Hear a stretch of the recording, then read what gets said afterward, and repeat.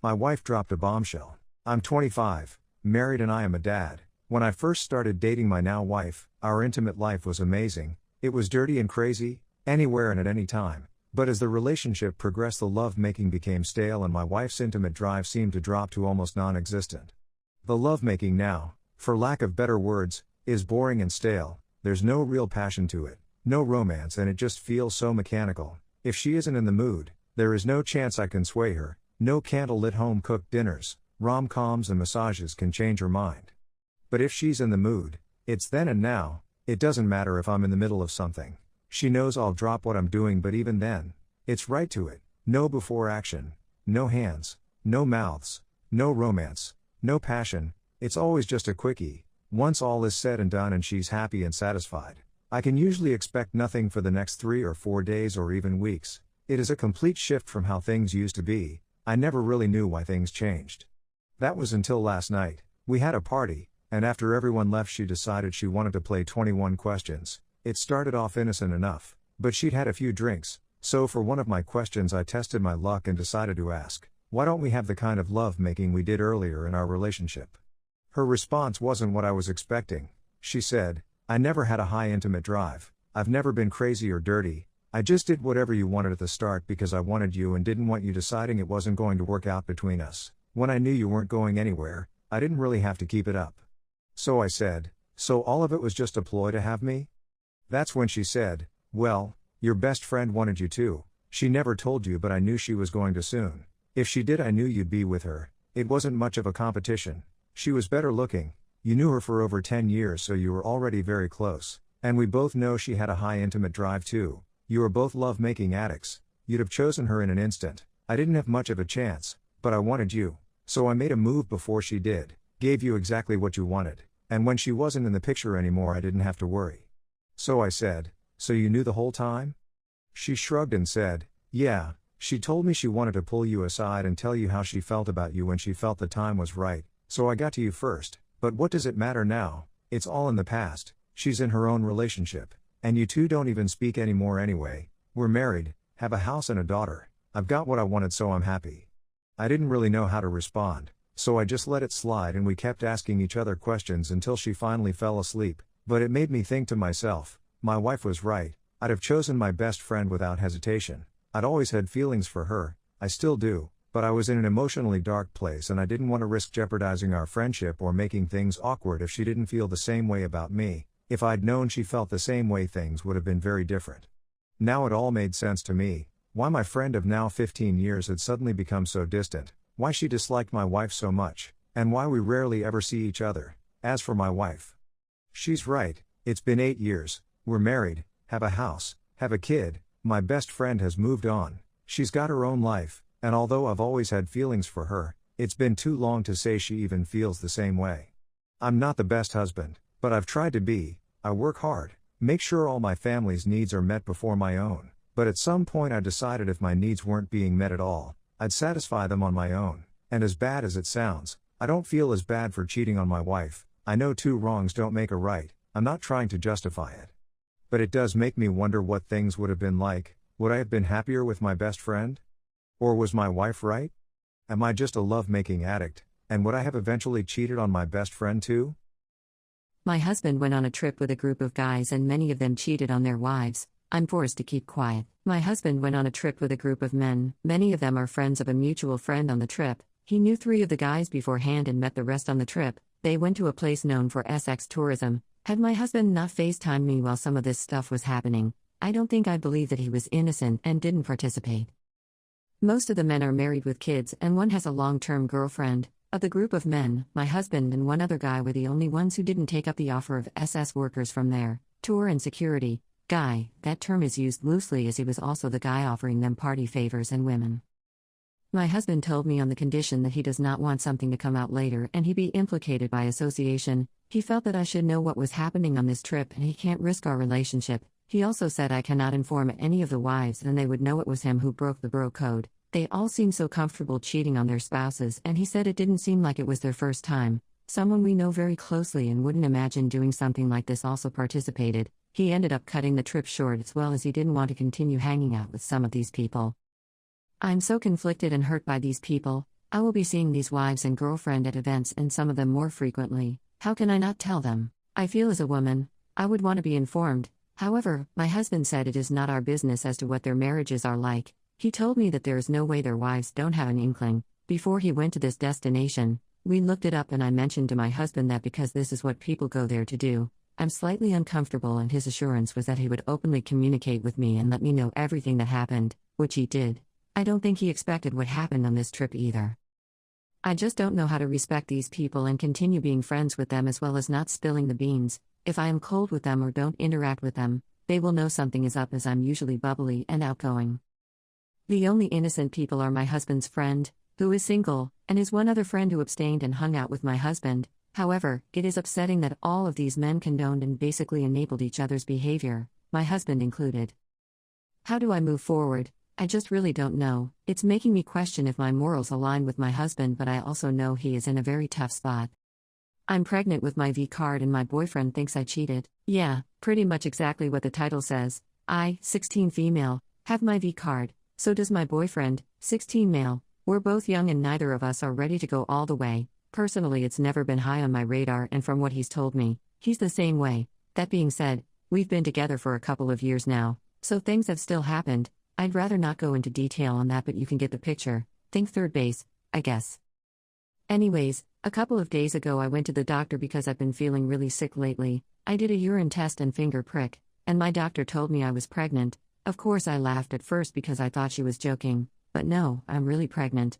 I kind of fell silent. She started talking about things like ultrasounds, prenatal vitamins, etc., but I cut her off and told her that wasn't possible because I've never made love, therefore have never conceived. She explained to me that very few women can get pregnant by outercourse, but it's still possible due to lady part anatomy or something. I was, and still am, in complete and utter shock, so I kinda just left without any further explanation. I had driven myself because both of my parents work.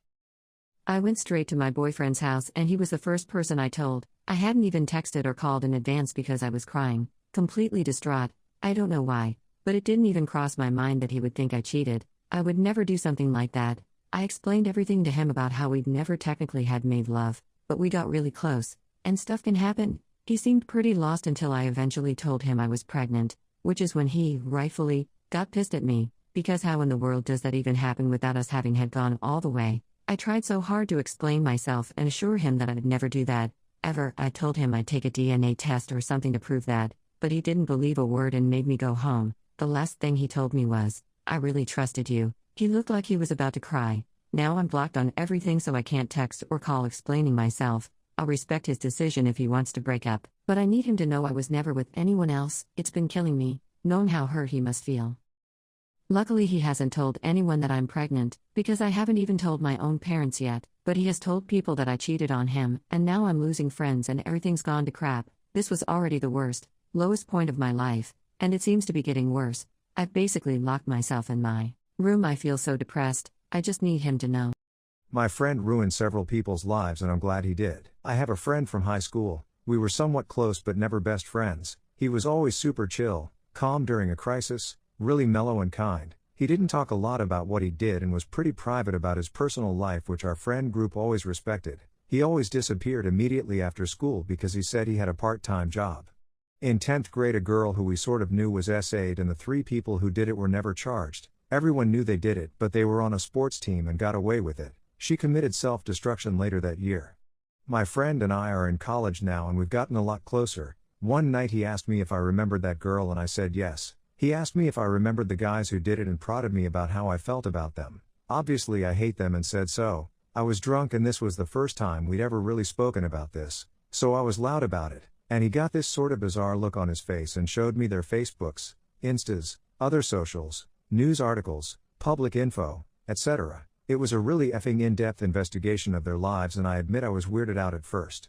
Apparently none of them are in college now. One is working minimum wage, one is serving time, one isn't doing anything except bumming around at home. He told me that he'd actually been friends with the girl before her self-destruction, which I never knew, and that he'd quit his part-time job and started, in his own words, obsessing over getting justice.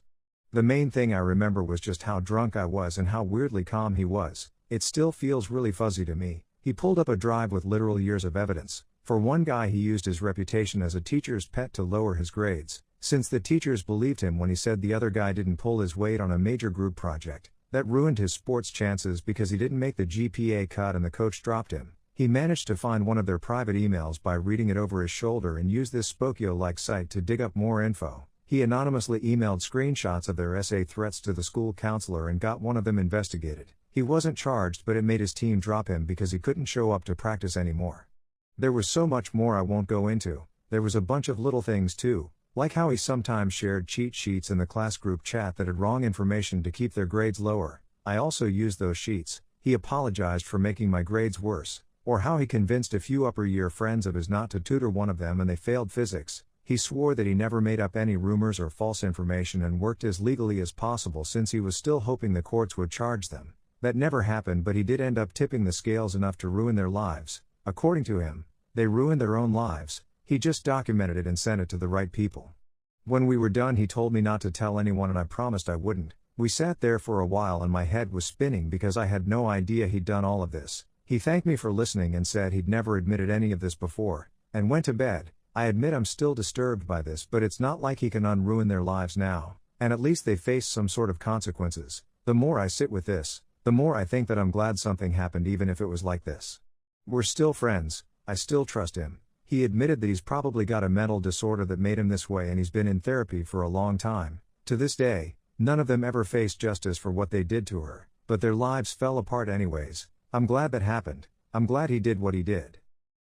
What is the fastest way you have seen someone ruin their life? My husband had a nice job as a high-level retail manager. Before his store closed, he became a lead for less money in an inventory company. He was generally considered to be a nice, but quiet. You'd see more of his personality when he was working on computers, self-taught, or video games or pool. General consensus was that he was a good guy, always ready to game with the kids.